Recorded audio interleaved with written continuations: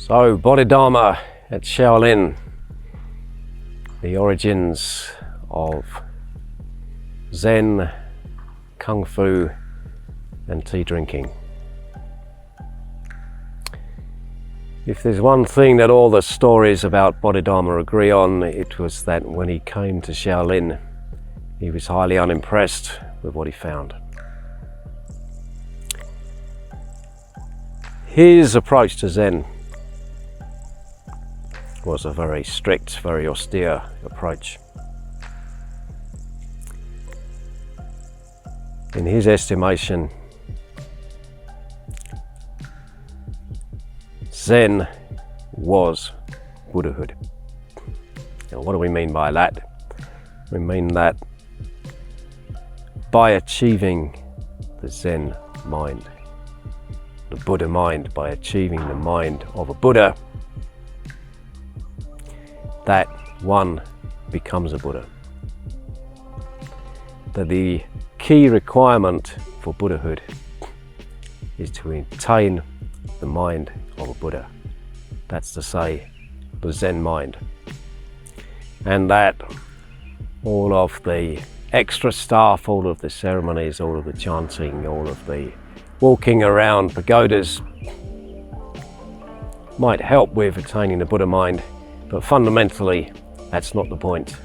The point is to achieve the mind of a Buddha and hence become a Buddha and free oneself from karma. Now, this wasn't what was going on at Shaolin at all, and Bodhidharma wasn't too happy about that. He needed a way to train the monks, and in particular to train their minds. And he was obviously an exceptionally intelligent person, because he realized that to train your mind, to elevate your mind, discipline your mind, is hard. It's really hard. And most people are just not capable of doing it. Unless you show them the right way to do it. And the way to enter the mind is through the body or through the breath. The mind, the body and the breath are heavily interwoven. They're heavily interdependent. If we say, hey, I'm going to reprogram my mind, where do we start? How do we do it? If we say, I'm going to do an exercise routine with my body, or indeed with my breathing, that's pretty tangible, that's pretty easy, we can get that. So he knew that the way to get to the minds of the monks was through their bodies and through their breaths.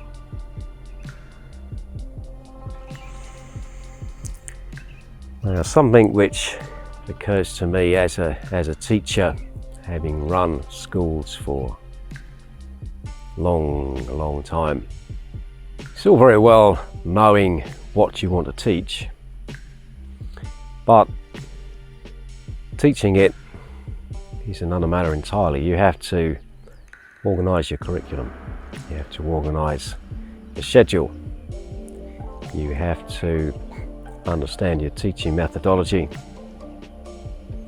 you have to know how you're going to communicate your teachings with your students, and that takes a lot of organisation. And Bodhidharma decided that he needed to contemplate this, and again, wise man, he decided that he needed to adopt a schedule himself and test it on himself before imposing it on other people. So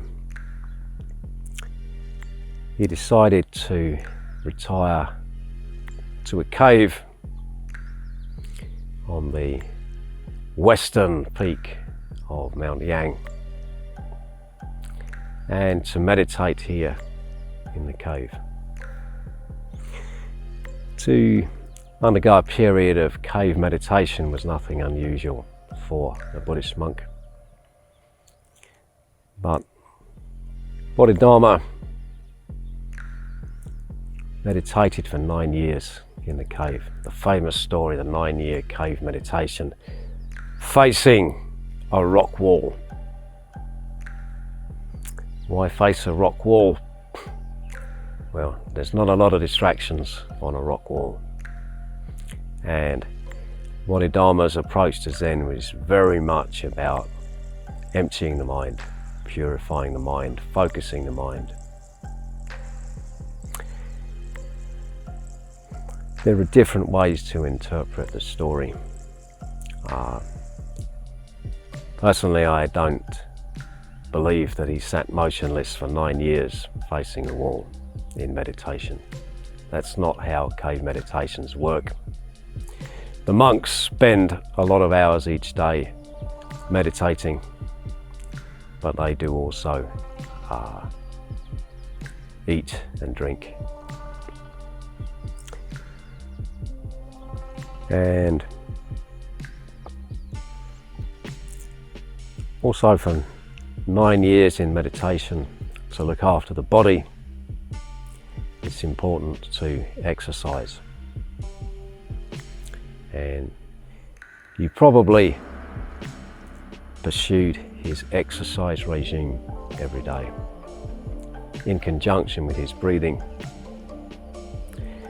And during this time, he went deeper and deeper into himself, into his body, into his breath. And he developed Qigong as we know it. Mindful exercise coordinated with the breath,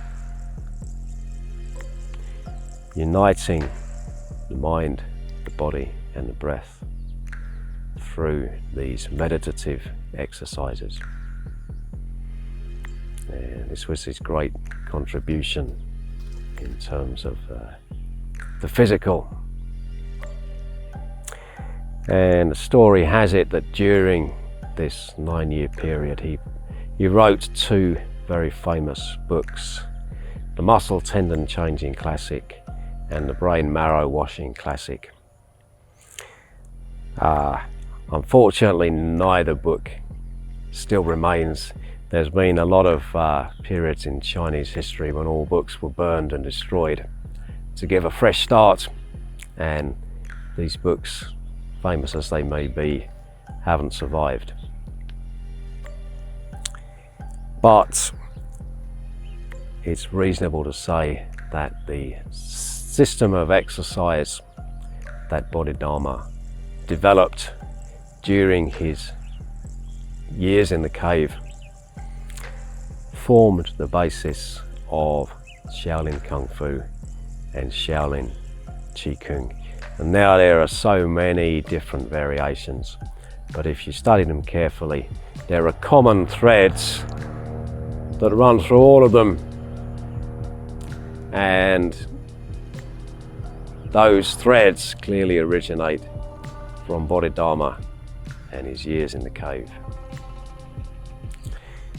The story goes that while he was meditating in the cave, one day he fell asleep, and he was very much disturbed by this and wanted to be sure that it would never happen again. So he tore off his eyelids and threw them out of the cave, and where they landed, they grew into the first tea plants, and that was how tea came to China.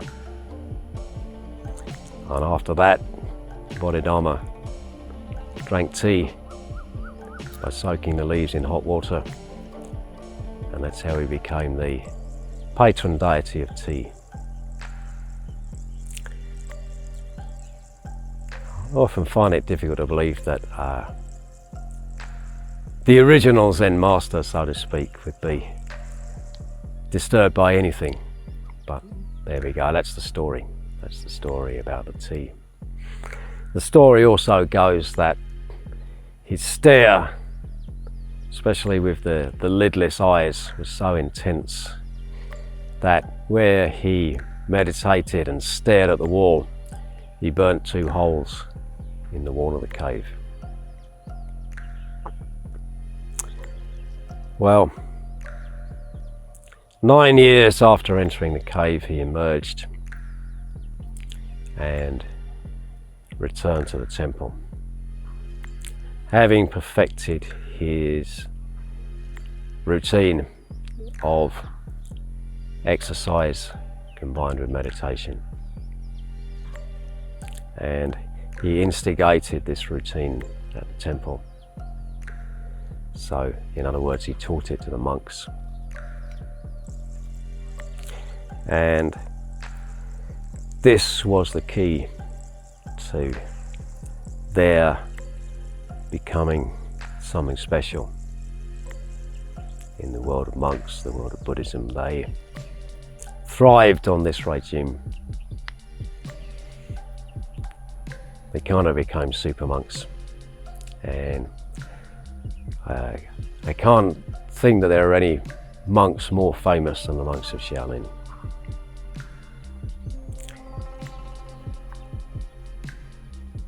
Now,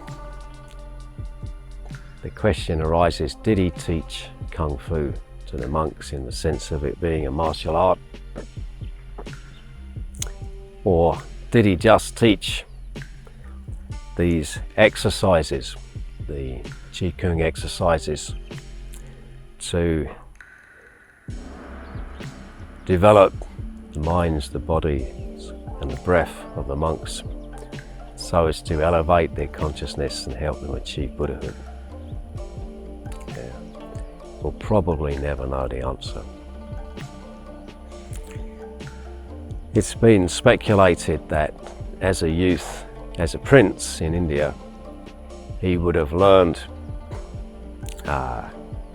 combat, he would have learned Vedic fighting arts.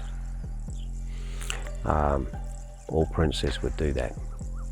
And that would have influenced the exercise that he did in the temple. And that may well be true, although we have no evidence to support it or refute it. But the general consensus is that what he taught was not particularly martial. It wasn't really concentrating on fighting arts. It was concentrating on self-development. It was only later, when the monks had a real need to defend themselves because they were being frequently attacked, that they modified the exercise, which made them so strong and fit and healthy and focused, to become more martial and more useful for self-defense. So essentially what Bodhidharma did was create a system which developed the mind, the body and the breath in unison, and elevated people to almost superhuman levels. And ever since, martial artists have looked up to the Shaolin monks and aspired to emulate what they can do.